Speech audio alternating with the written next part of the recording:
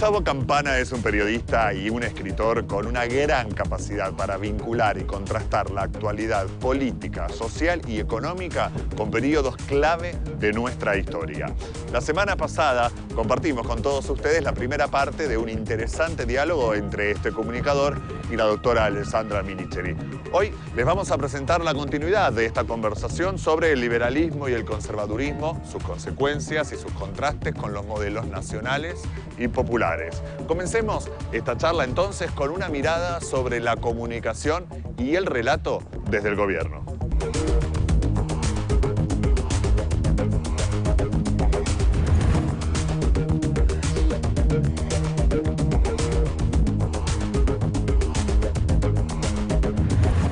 Está lo que ellos gritan y después están sus silencios, lo que ellos ocultan. En los dos casos gritan con la misma intensidad y a veces a través de su silencio hasta gritan más fuerte. Pero tienen un manejo del lenguaje. A ver, ponele, el dólar el 10 de diciembre de 2015 estaba a 9,50. En este momento coquetea con los 45 y el dólar a futuro ya se está operando en 55, 53. Bueno, muy bien. Cuando el dólar pasa 3 días sin oscilaciones en 44 y pico, los títulos de ámbito del Cronista, de La Nación, de Clarines, se amesetó.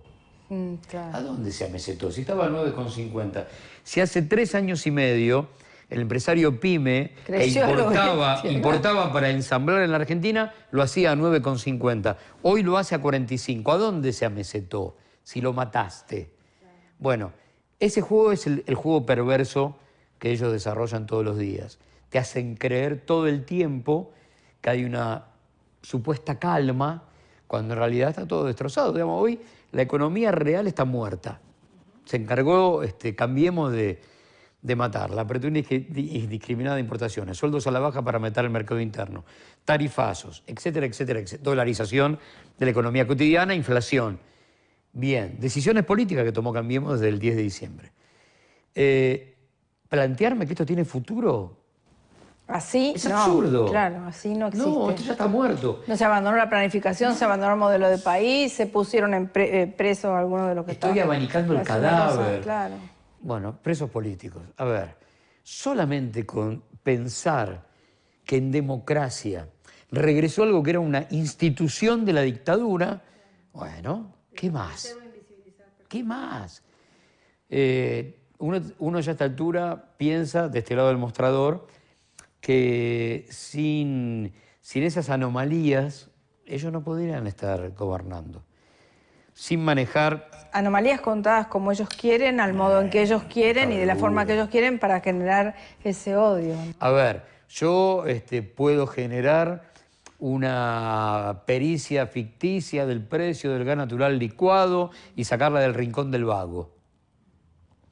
¿Qué hubiera sucedido en Estados Unidos? Sí, un escándalo internacional. Pero renuncian hasta los jueces de paz de Oklahoma. Bueno, han renunciado por tener Panama Paper, por tener empresas offshore o cuentas en paraísos fiscales, funcionarios de alto rango de distintos países del mundo civilizado. Convengamos así porque tenemos que hablar en esos términos. Sí, ya. Hay uno que es muy lindo que es Cameron. Claro. Que él abandona la carrera política porque su papá tiene una. Claro. La familia Macri y su anillo más cercano tienen 50. No, pero no solo eso. Acabamos de ver que a 15 días de muerto su padre, en una entrevista televisiva, él confesó que todo el dinero de su familia es mal habido. Sí, claro. ¿Y qué pasa? Nadie reacciona. Sí. Nadie dijo nada. Y es el ocultamiento, la invisibilización, la naturalización. Debe ser para eso que habla tanto de corrupción, para poder en algún momento decir esta barbaridad. Uno requiere de un gobernante, por lo menos yo requiero 2 grandes cualidades. La del estadista, que puede mirar más allá de la coyuntura y planificar qué va a pasar en los próximos 10 años, pero también un alto grado de sensibilidad frente al dolor del otro. Y cuando el tipo lo que hace es demonizar a su padre en el programa de Majul a 12 días de su muerte, solo para quedar él libre de culpa y cargo, y la verdad...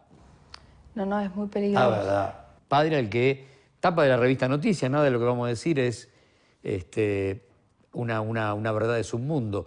2010, tapa de la revista Noticias, donde aparece Franco diciendo: mis hijos quieren decretar mi insanía mental para quedarse con mis empresas.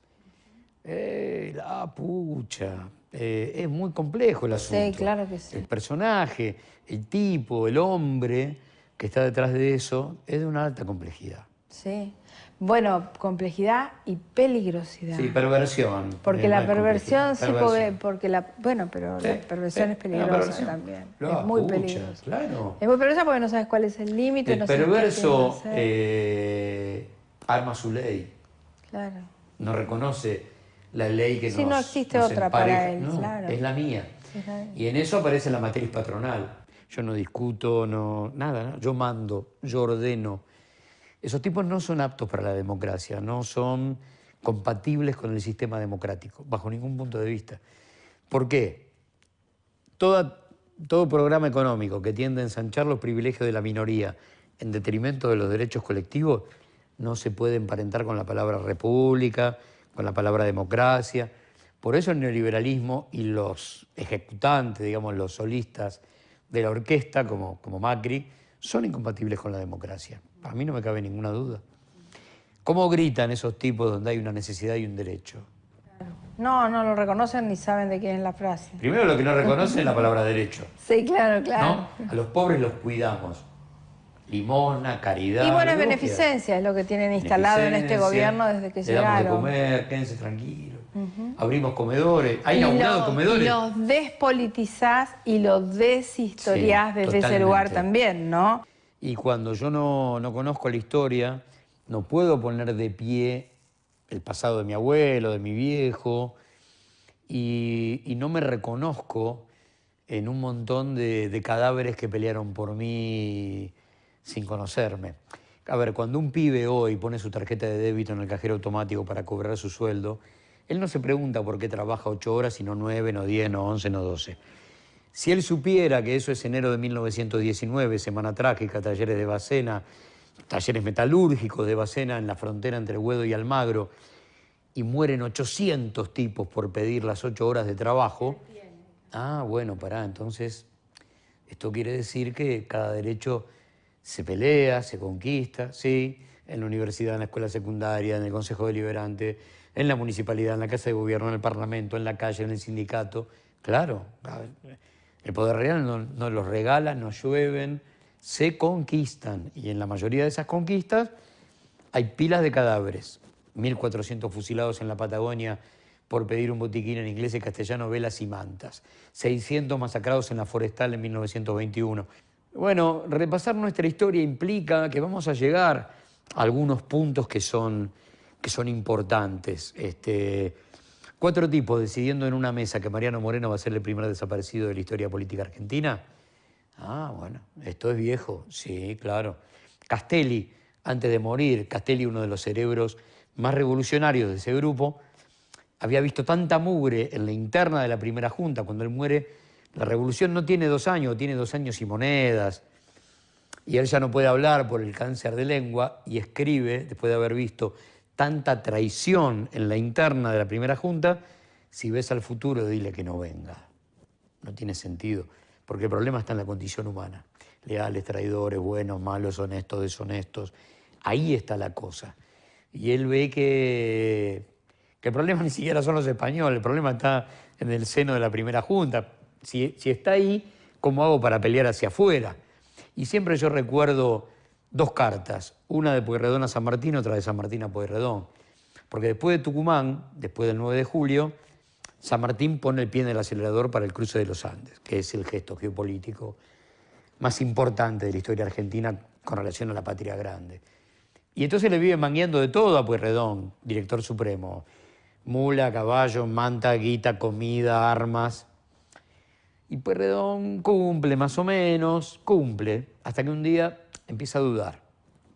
Este tipo fracasará, tendrá éxito, lleva 5.000. Esos 5.000, ¿qué pasará? ¿Podrán cruzar los Andes? ¿Qué sé yo? Entonces le manda el último cargamento y una carta. y le dice son las últimas mantas, los últimos caballos, las últimas mulas, las últimas armas, la última guita, la última comida. ¿Sabés por qué? Porque tu sueño es imposible. Contesta San Martín, puede ser que mi sueño sea imposible, pero ¿sabés una cosa? Mi sueño es impostergable. Y ese es el campo nacional y popular. Claro, claro. El sueño impostergable, por encima de que muchos te digan que es imposible, porque hay que decirle a mucho veterano para que recuerde, a mucho pibe para que descubra que el campo nacional y popular más de una vez tomó de la solapa a la utopía, la sentó de prepo y la derrotó. A veces nos gusta jugar con esa historia contrafáctica de suponer que hoy puede ser 16 de octubre de 1945.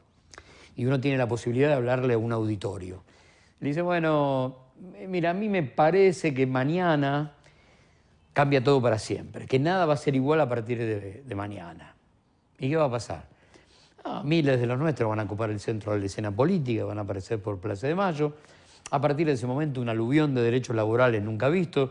Vamos a pagar la deuda externa, decretar la independencia económica, vamos a convertir en deudores a nuestros viejos acreedores, vamos a crear industria liviana, industria pesada, oleoductos, gasoductos, represas hidroeléctricas, buques de ultramar, autos, motos, aviones. Y vos creés que yo estoy loco. Pero falta menos de un día para que eso pase. Por lo tanto, ¿cómo no gritar que el campo nacional y popular derrotó la palabra utopía en más de una oportunidad? Y si lo hicimos 1, 2, 3, 4, lo haremos 5, 6, 7, las veces que sea necesario. Pero creer que es imposible, directamente, no es no tener ilusión, es no tener contacto con la historia. Claro, claro. Porque ya lo hicimos. Y vamos a volver a hacerlo tantas veces como sea necesario. ¿Y vos sos partidario de pensar que el 17 de octubre inició un proceso que se consolidó por etapas y no se terminó? ¿O qué pensás? ¿Que se disparó algo que en el tiempo puede ir generando otras cosas? Te pregunto porque, a ver, yo lo que veo es que efectivamente hay muchísimos derechos consolidados. Lamentablemente del 76 a esta parte y por eso no lograron instalar la Corte Suprema de Justicia el tema del 2x1 a los genocidas. Sí, claro. ¿Por qué? Porque los derechos humanos realmente se habían consolidado en el imaginario de la gente, como bandera de defensa, como un montón de cosas. Pero hay otros derechos que no logramos que se consolidaran. ¿Por qué con la misma fuerza o la misma virulencia no salimos a defender ARSAT, el Plan Energético Nacional, el Plan Nuclear Argentino? ¿Por qué no lo hicimos? Porque no se terminó de consolidar como proceso. ¿Por qué no salimos hoy a contar esto ante este momento electoral que tenemos? Bueno. ¿Por qué estamos con esto de que no sé qué plan tenemos de país? Si nosotros tenemos un plan de país, ¿por qué hay tanta volatilidad también en algunos referentes? A ver, si vos me preguntás qué haría el campo nacional y popular mañana si asume el poder, yo te diría lo de siempre. Enchufar las máquinas desenchufadas, hoy más de un 50%, dar laburo con industria nacional, cerrar la apertura indiscriminada de importaciones, con sueldos fuertes, generar demanda comercial, con demanda comercial, demanda industrial. Entrópico. Con las dos demandas, demanda laboral y ciencia y tecnología propia para abastecer a la industria nacional. Ese es un modelo de país en 20 segundos. Pero es lo que hicimos siempre y vamos a volver a hacer cada vez que sea necesario. Lo del 17 de octubre, ¿por qué no se puede consolidar? Y ahí vamos a unir en una respuesta un montón de cosas que estuvimos hablando. Para mí, junio de 1955, 600 kilos de explosivos, 300 muertos, 4.000 heridos. Y bueno, si tuvieron que hacer eso para matar esa matriz de sustitución de importaciones, quiere decir que los pasos que se dieron fueron muy importantes. Ahora, fíjate cómo pasó ese día a la historia. Al mediodía, 400 muertos, 3.000 heridos. A la noche, la gente va y quema 7 iglesias. Durante mucho tiempo, ese día de junio, es la noche que se quemaron las iglesias. Fantástico. ¿Y los cadáveres? ¿Y los heridos? ¿Dónde están? Vos lograste correrlos de la escena. Y ese fue el día en el que se quemaron las iglesias. Ahí hay un dato que es fundamental. ¿Qué es la verdad y qué es la razón? El pueblo es el dueño de la verdad. Y el capital concentrado se adueña de la razón cada tanto. La razón se impone por la fuerza, se compra, se alquila. Y en algún momento la verdad, como el agua, vuelve a su curso. Por ahí pasa mucho, ni la vemos nosotros, pero alguien va a gozar de esa verdad y bueno, qué sé yo. Acá se desterró a San Martín como un traidor, un tipo que se tuvo que ir al exilio. Pasó un rato largo hasta que terminó siendo el padre de la patria, pero las cosas se pusieron en su lugar, digamos. Mandaba a Rivadavia, había creado la deuda externa, el odio, el unitarismo. Se habrá creído rey en algún momento. ¿Y cómo terminó? Con la avenida más larga, qué sé yo. Y bueno, se llevó eso para casa. Si querés acceder a los mejores contenidos, entrevistas, informes y novedades sobre responsabilidad social, conectate a www.responsabilidadsocial.tv. Ya salió Fonres RS, revista mensual dedicada a la responsabilidad social empresaria. En este número, alerta roja para la RS 2019, balance del año pasado y tendencias para el que comienza. Con la editorial de la doctora Alessandra Minichelli. Grave retroceso en la implementación de los ODS en la Argentina. Además, la inteligencia artificial avanza cada día, pero ¿cómo afectará a los puestos de trabajo en el futuro? Y como siempre, la mejor información sobre contenidos socialmente responsables. Fonres RS. Conseguila en nuestra página web www.fonres.com y recibila de manera gratuita todos los meses en tu mail. Seguimos compartiendo el diálogo entre la doctora Alessandra Minichelli y el periodista y escritor Gustavo Campana. Gustavo, contanos cómo estás viendo la coyuntura política actual, cómo estás evaluando esto que algunos llaman los grandes traidores, que los tuvimos seguro el primer tiempo de cambio de gobierno, cuando estaba la lista y el libro de pases abierto, y muchos efectivamente se cambiaron, y hoy digamos que están en una tensión fuerte para ver de lograr la unión, más allá de estar provocando definiciones que por ahí también el tiempo va a traer, ¿no? Pero ¿cómo la estás viendo? ¿Cómo está posicionado el campo nacional y popular en eso, en la mira en octubre? Mira, si en 2016 vos me decías que íbamos a estar haciendo cuentas para ver si es candidata Cristina Fernández de Kirchner gana en primera vuelta o no, y yo te diría que ninguno de nosotros hubiera hecho esos cálculos.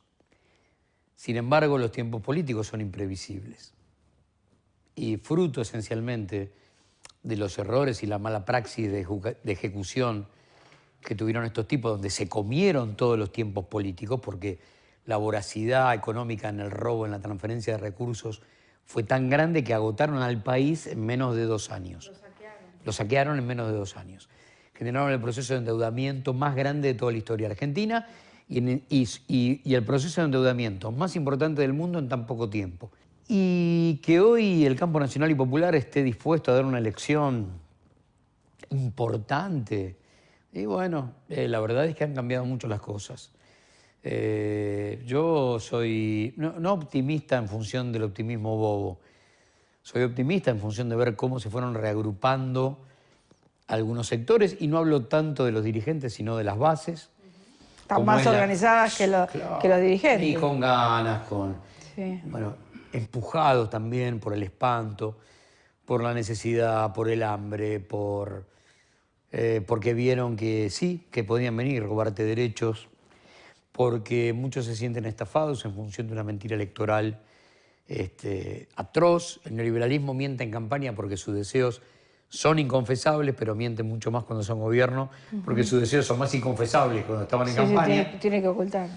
Y me parece que desde el punto de vista político hay que dar la pelea en todos los lugares, aún en los que parecen absolutamente imposibles, porque hay que poner la verdad histórica de pie y hay que llenar de orgullo a más de un militante del campo nacional y popular para que grite que si la palabra derecho existe es porque existió el campo nacional y popular alguna vez en esta patria, porque si hay trabajo es porque el obrero industrial lo creó el campo nacional y popular, y habrá que poner de pie todo aquello. Por lo tanto, Hoy la elección está entre la verdad ficcional del neoliberalismo, la eterna promesa más la verdad ficcional, y nosotros que fuimos realidad tantas veces y que, como dijimos antes, destrozamos a la utopía más de una vez, así que habrá que hacerlo otra vez.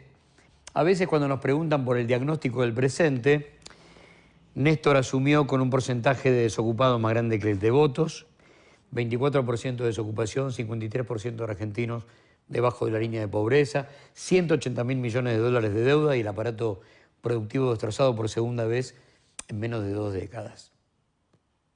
¿Qué más? Bueno, si eso no es pesada herencia, ¿cuál? Pero con las cosas claras, con la política gobernando la economía, que es lo primero que hay que hacer, robarle el país a las corporaciones, volver a gobernar desde la Casa de Gobierno y no desde el Fondo Monetario Internacional, todo es posible. Y esa puja, por supuesto que implica que si hay deseos de comer tortilla hay que romper huevos. No hay otra forma de poder hacerlo. Y hay que afectar intereses del poder real para romper privilegios. Bueno, hay que estar dispuesto. Bueno, yo para terminar esta entrevista, la verdad hermosa y muy llena de cosas lindas, yo tuve la oportunidad hace un tiempo de estar en el Centro Tiempos Modernos en Vicente López. Hacía la presentación de un libro, Gustavo Campana, y había mucha gente que te aclamaba intendente.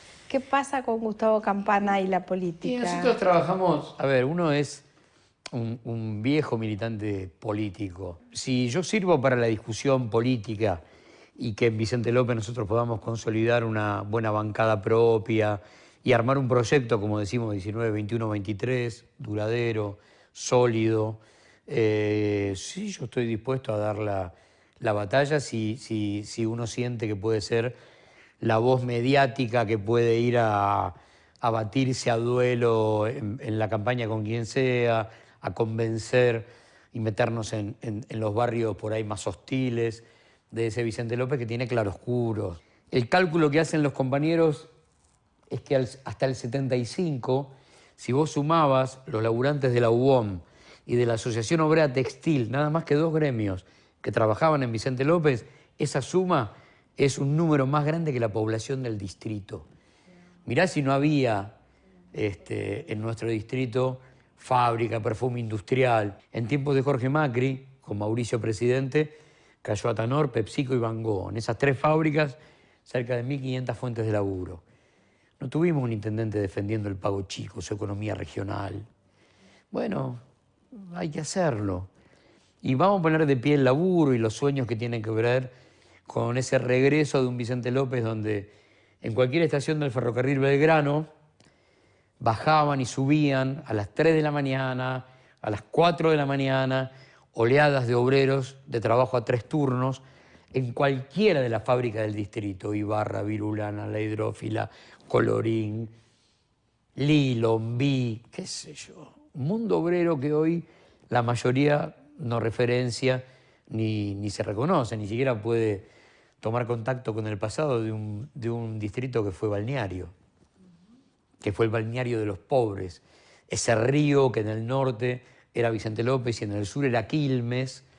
Era una ciudad que miraba al río y hoy tiene un río cementado, sin playa, una especie de plaza seca gigante, y el agua es de la oligarquía para los deportes náuticos. Cuando privatizada. Ese río, y sí, de hecho privatizado, no cabe duda. Claro. Bueno, si hay que hacerlo, lo haremos. Bueno, nos quedamos con ese paisaje tan lindo de Vicente López y con esta posibilidad de Campana intendente. Y así terminamos el programa. Gracias, Gustavo. No, gracias por la invitación y hay que gritar estas cosas donde se pueda, en el tiempo que nos den, pero si algo no nos podemos permitir es no hacerlo. Oh, claro, claro que no. Y por ahí te dejo una... Marechal decía, de los laberintos se sale por arriba. Seguro. Saldremos por arriba. Sí. Y Paco Urondo decía, memoria y futuro nos vengarán algún día. Gracias, muchas gracias, Gustavo. Gracias. Y así llegamos al final de este interesante diálogo entre la doctora Alessandra Minicelli y el periodista, historiador y escritor Gustavo Campana. Esperemos que lo hayan disfrutado y, como siempre, gracias por habernos acompañado.